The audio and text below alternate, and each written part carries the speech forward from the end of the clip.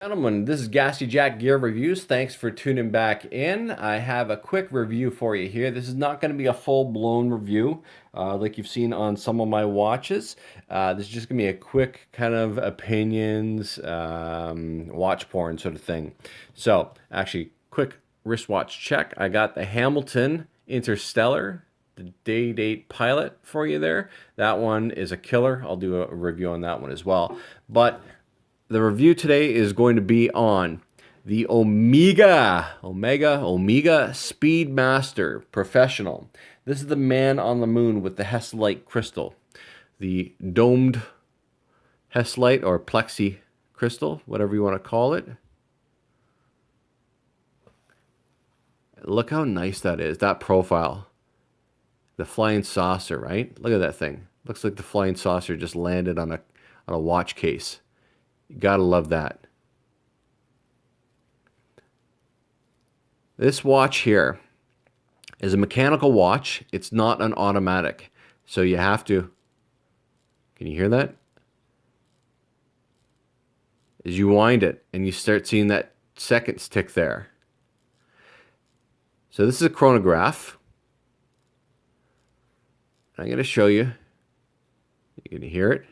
I'm going to hit that there and it's going to start the seconds, okay? Are you ready? The seconds start, okay? And there'll be, you can go up to 30 minutes there. So once it goes around once, it will just tick over one. So it's not going to go slowly, it'll tick over. And it'll go up to 30, okay? And then this can go up to 12 hours. So this is 30 minutes, it'll go around once, and then that will go to 1 hour, and that will go up to 12 hours. So you could have a 30-minute count, okay? Or you could have a 12-hour count, okay? And then you always have the minutes count going over there and here.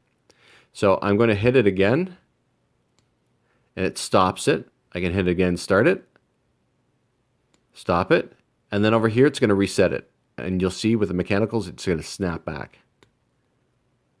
Pretty cool. This one is a classic.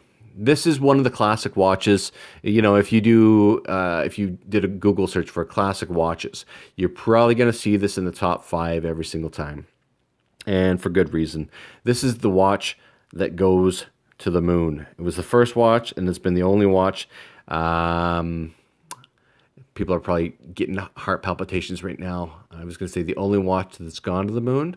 And you're going to say, no, there was a Bulova. There was a Bulova that went to the moon.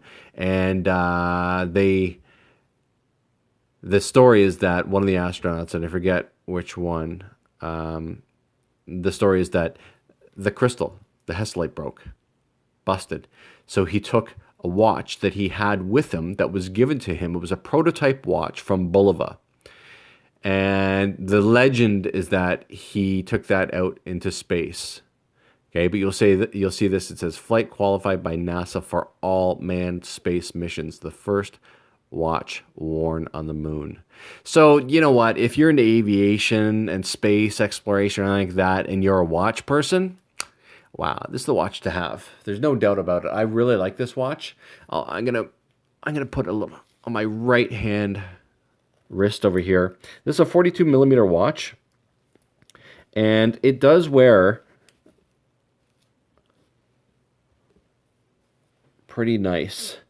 I would say those lugs, I don't even know what it is lug to lug, but the lugs are, they kind of stick out. Like it's hard to do this because I'm behind a camera sitting down. If you do videos, you'll know what I'm talking about. It's very difficult. It looks easy, but it's not.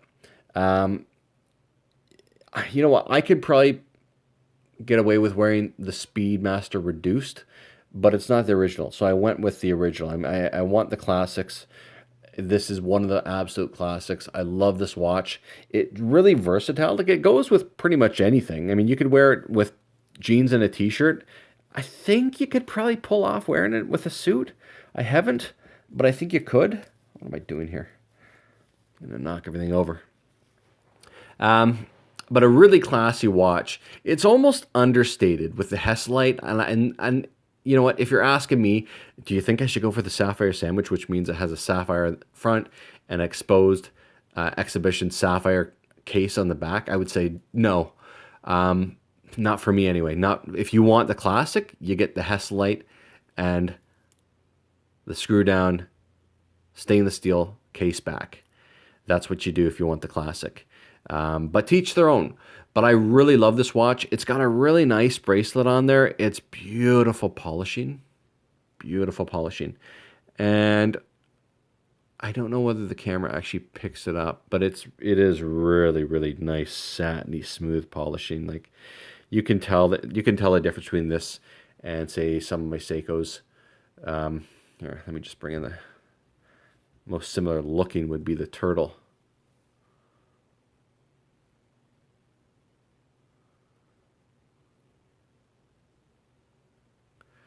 Let me see if you can. I don't know if the camera's going to pick up the differences or not. Yeah, you can see the differences. But it's really nice in person. It's very, very, very satiny smooth. I don't know what I can really say about this watch. Versatile. The one thing I don't like about it is its water resistance. I don't know what it is. I don't know if it's like 30 meters or something like that, which if you know watches, you know that 30 meters certainly doesn't mean you can take it to 30 meters. 30 meters means don't get it wet, which sucks. And some people say, or maybe it's 50 meters. But even then, I would say don't get it wet. I don't take this thing in the shower. Even when I clean it off, I'm very careful. Like I won't like put it underneath the tap this way. I'll put it underneath the tap this way, and I'll make sure it's dried off, and I'll kind of leave it sitting there like this, to make sure it's drained completely. I'm a little paranoid, but some people say they've gone swimming with them, no problems. I would not recommend it for a watch at this price point. I'm just not willing to do that. My only other complaint with it, it's the same as if you see my part 2 of my Seiko Alpinist. This only has 2 adjustments. Luckily for me, it fits just right, whereas my Seiko Alpinist does not, and that's why I'm getting rid of that. It's not my Seiko Alpinist metal strap that I have on it from Seiko. This one here fits just right, but if you have skinny wrists with no fat on them, you need to have a snug fit, and there's every millimeter counts. So you could go 1 millimeter on one side, and you're like, oh, that's too tight. And you back off 1 millimeter, you're like, oh, that's just right. Whereas if you have some meat on your wrist or a little bit of fat on your wrist, you can get away with, oh, you don't have to have a perfect fit. It's not going to slide around. But if you have skinny wrists like me, it drives you nuts, or at least it drives me crazy when I have my watch kind of on my wrist and it kind of falls down towards my hand. Oh my God. I go nuts. It puts me in a bad mood, I'll be honest. So maybe I'm a fanatic. Maybe, I don't know. Maybe I'm just crazy, but whatever. This one fits me really nice, and I've lucked out that way, because if I spent the money on this watch and then it didn't fit absolutely perfect, I would go nuts. But it does. It fits really, really nice. I love this watch. It's one of these watches, you're going to pass a watch like this down. I'm not getting rid of this anytime. Even if I only wore this, once every 2 months, I would still keep it. I don't wear it all the time. I rotate this in probably once every 2 weeks, once every 3 weeks. And for me, that's fine. It's a treat to wear. With a watch like this, it's for me anyway. And you guys might be different, but for me, it is a treat to wear, and I don't wear watches like this all the time. It's my most expensive watch. I am getting a Rolex sub no date though, so that will be my most expensive watch once I get that. But I think the Rolex sub no date, and if I was to pick a third for me, that I think is the most classic, I would go say the Navitimer. But I really do want the Navitimer as well. I probably eventually will get the Navitimer, but I really, really do like the Rolex Explorer 1 as well. But again, I need to check, does that strap? It only has a 5 millimeter. It's like I don't know what they call it, Easy Link, I think. So you can change it 5 millimeters back and forth.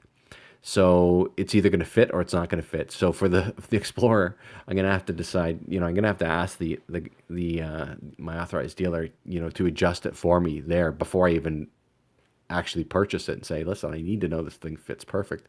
Hopefully they'll do that for me with a watch at that price point, but who knows.